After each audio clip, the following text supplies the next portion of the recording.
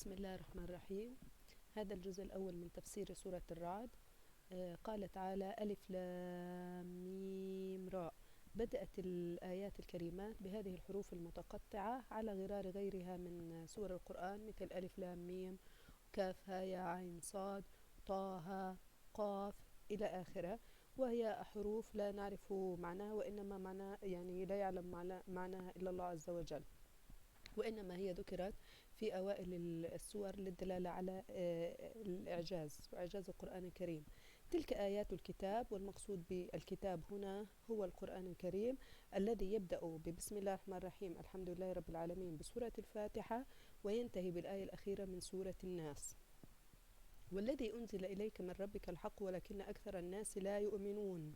الذي أنزل إليك من ربك الحق، والمقصود به هو رسالة محمد صلى الله عليه وسلم، أي الإسلام، وهي الحق الذي لا يأتيه الباطل، ولكن أكثر الناس لا يؤمنون، إلا أن كثيرا من هؤلاء الذين بعثت لتدعوهم إلى الإسلام لم يستجيبوا لك ولم يؤمنوا ولم يتفكروا فيما جاءهم من دعوة.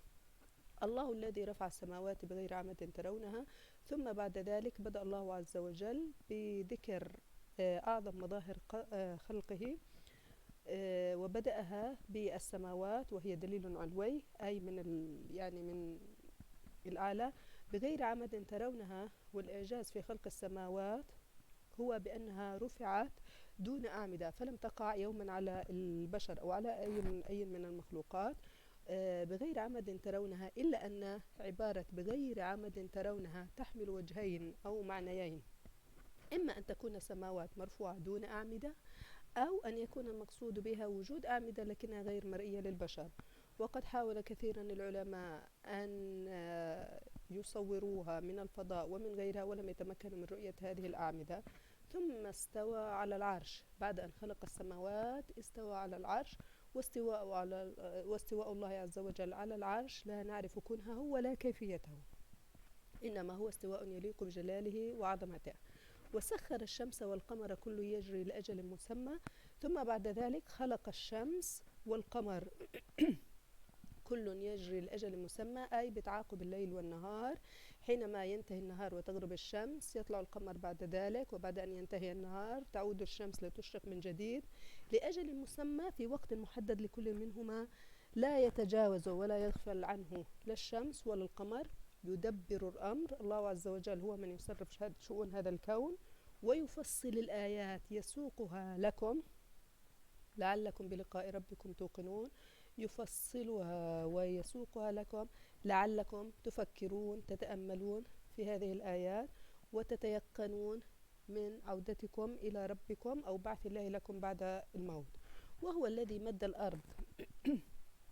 ثالث مظهر من مظاهر قدرة الله عز وجل أن مد الأرض أمامنا، بسطها على امتدادها، فمهما مشى فيها الإنسان من شرقها إلى غربها ومن شمالها إلى جنوبها لن يصل إلى حافة يسقط منها إلى الفضاء.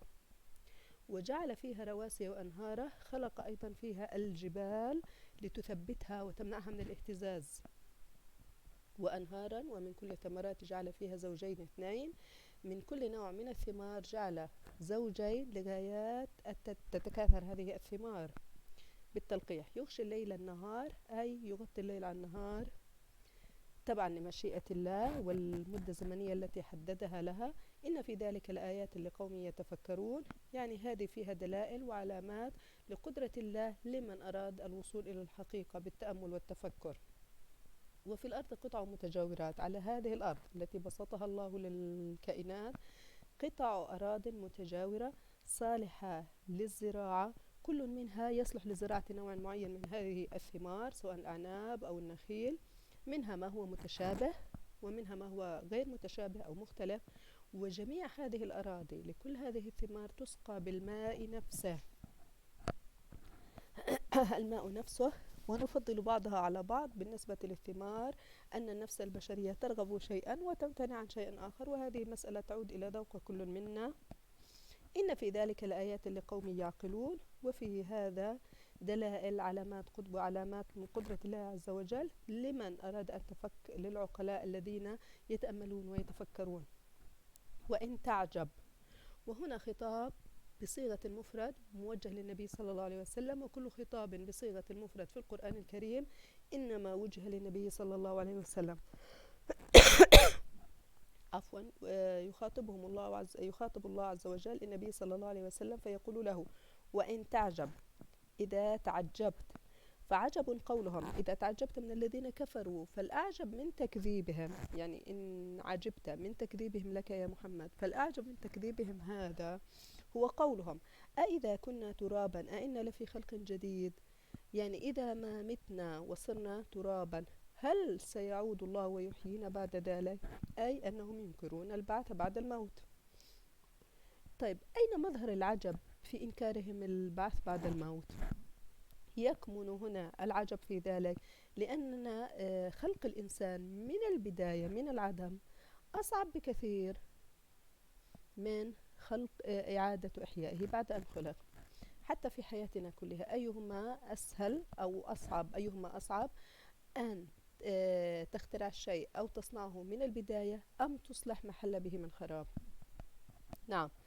أولئك الذين كفروا، هؤلاء المكذبين والذين يكذبون بالبعث بعد الموت، والذين يكذبون بدعوة محمد صلى الله عليه وسلم، كفروا بربهم وأولئك الأغلال في أعناقهم. هؤلاء الكافرين الأغلال في أعناقهم يوم القيامة، والأغلال كما قلت سابقا هي سلاسل من الحديد فيها أطواق حديدية في الرقبة واليدين والرجلين، وإن لم يكن فيها أطواق من الحديد فهي ليست أغلالا في أعناقهم. وأولئك أصحاب النار هم فيها خالدون، وهم خالدون وباقون وملازمون للنار لا تنفك عنهم ولا يخرجون منها، ولذلك شبههم بالأصحاب. ويستعجلونك بالسيئة قبل الحسنة وقد خلت من قبلهم المثلات، أي أنهم يستعجلونك يا محمد صلى الله عليه وسلم، لقد توعدتهم أو حذرتهم من العذاب فيستعجلونه ويقولون أو يطلبون أن تأتيهم به وقد خلت من قبلهم المثلات، بالرغم من أن الأقوام السابقة الذين قاموا أو كذبوا أنبياءهم حل بهم عذاب نتيجة تكذيبهم، وأن ربك لذو مغفرة للناس على ظلمهم ولكن الله غفور رحيم، وباب التوبة مفتوح إلى قيام الساعة إن أراد المرء أن يتوب توبة نصوحة إلى الله.